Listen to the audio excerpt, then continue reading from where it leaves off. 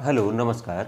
उम्मीद है कि आप सब कुशल होंगे, अनावश्यक कार्य छोड़कर पढ़ाई कर रहे होंगे। मैं ऐसा आशा कर रहा हूं कि आज आपका इंग्लिश का पेपर बहुत अच्छा गया होगा। अब आप हिंदी की तैयारी में जुट गए होंगे। तो इस पूरा अगर वीडियो आप देखते हैं तो जितने सारे इसमें अध्याय हैं इस आपके पुस्तक में, उसका हम लोग आज क्विक रिवीजन कर पाएंगे। अगर ये पूरा वीडियो देखने के बाद आप अगर प्रश्नों को करते हैं, विशेषकर ऑब्जेक्टिव करते हैं, तो आपको बहुत लाभ मिलेगा। अगर आप चैनल को सब्सक्राइब नहीं किया तो सब्सक्राइब कर लीजिए, कम से कम मेरा व्यू बढ़ाने का प्रयास कराइए। अगर आप ऐसा करते हैं तो फिर मैं इसका नेक्स्ट सीरीज आज ही अपलोड करूँगा या कल सुबह तक कर दूँगा।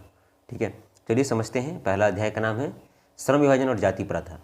ये एक निबंध है विद्यार्थी। ये क्या है? निबंध है, जो डॉक्टर भीमराव अम्बेडकर जी के द्वारा लिखा गया है, जिनका जन्म मध्य प्रदेश महू में हुआ था। और ये कौन सी किताब से लिया गया है? तो उस किताब का नाम है एनिहिलेशन ऑफ कास्ट, या इसको बोला जाता है जातियों का संहार।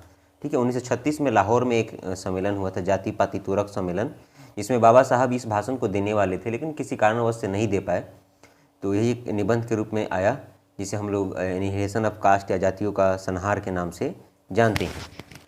ठीक है, तो इसमें बाबा साहब क्या किए हैं, ये बताए हैं कि जो भारत में जाति प्रथा है वो गलत है।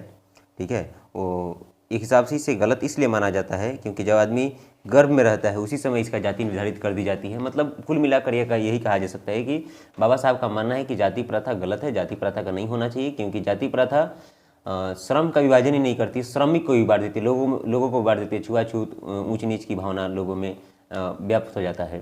ठीक है, तो आप ये जरूर ध्यान में रखेंगे कि 1936 में लाहौर में सम्मेलन होने वाला था, जिसके कारण ये नहीं हो पाया था। एक निबंध के रूप में जो एनिहिलेशन ऑफ कास्ट पुस्तक में आया, इसका ध्यान में रखेंगे। इंग्लिश में है ये किताब किस में है? इंग्लिश में। इसको हिंदी में रूपांतरित किए हैं ललई सिंह यादव, ललई सिंह यादव।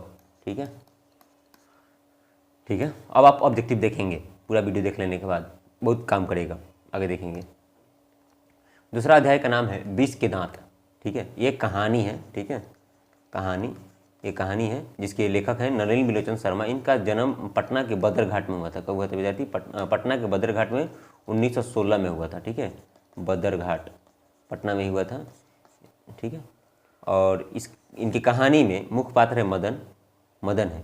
और गिरधर, ये जो मदन क्या गिरधर का बेटा है, एक कासू है जो सेन साहब का बेटा है, बहुत पुराने। और ये इनकी सेन साहब की 5 बेटियां हैं, जिनका नाम सीमा, शेफाली, रजनी, आलू इस प्रकार से है। ठीक है, तो ध्यान में रखेंगे कि मदन किसका पुत्र है? गिरधर का। मर्दन क्या करता है? कासू का दांत तोड़ देता है। ये सब आप पढ़ चुके होंगे, एक बार आप रिवीजन कर रहे, ध्यान में रखिएगा।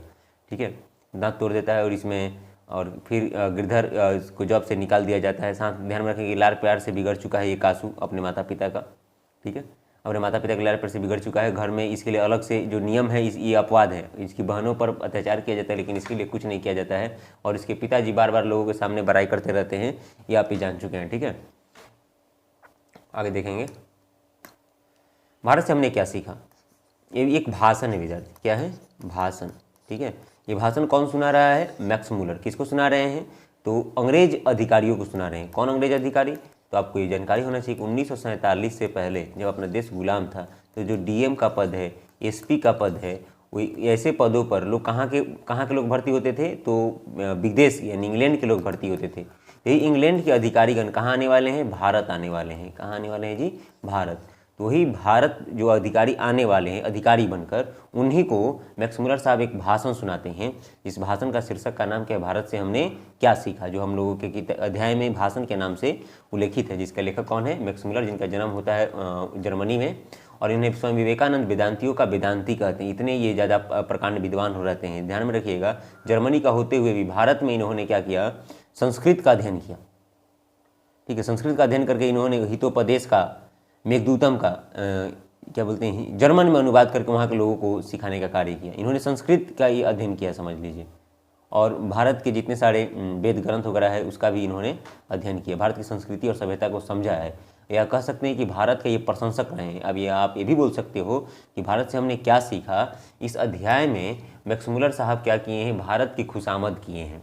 ठीक है, खुशामद का मतलब बड़ाई हुआ। ठीक है, और इस भाषण में आप क्वेश्चन देखिएगा, 172 दारी से सोने के सिक्के मिलते हैं। किसको? वारेन हेस्टिंग्स को। तो वारेन हेस्टिंग्स क्या करता है? इसको लगता है कि अगर हम ये सिक्के कंपनी को भिजवा देते हैं तो कंपनी हमको क्या करेगी?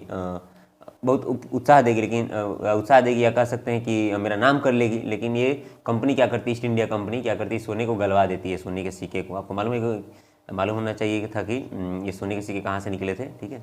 तो ही मैक्स मुलर साहब को इस पर पश्चाताप हो रहा है कि अगर ये सिक्के होते तो आजकल क्या होता, बहुत सारी इतिहास की जानकारियाँ मिल जाती, ठीक है।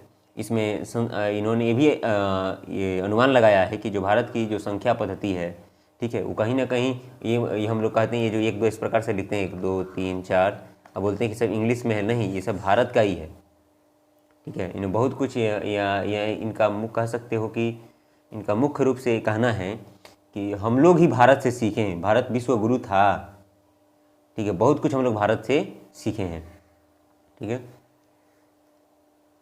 अगर आपको ये मेरे द्वारा किया गया प्रयास अच्छा लग रहा है, अगर आप वीडियो को पूरा देख रहे हैं तो आप चैनल को सब्सक्राइब करें और आप कमेंट सेक्शन में बताएं कि आगामी सेक्शन हम वीडियो अपलोड करें आगामी अध्याय का, तो मैं फिर प्रयास करूंगा आगामी चैप्टर अपलोड करने का। बहुत बहुत धन्यवाद यहाँ तक देखने के लिए। अगर आपको ऐसा लग रहा है तो कमेंट सेक्शन में बताएं, मैं दोबारा वीडियो अपलोड करूँगा, ठीक है। और आप ध्यान में रखिएगा, अगर आपको बताएं या ना बताएं, लेकिन कम से कम आज जो भी चैप्टर का ऑब्जेक्टिव है, ठीक है, उसको आप देख कर ही जाना है। विशेषकर जो पिछले वर्ष पूछे जा चुके हैं उसको तो आप छोड़ेंगे ही नहीं, ठीक है। Thank you.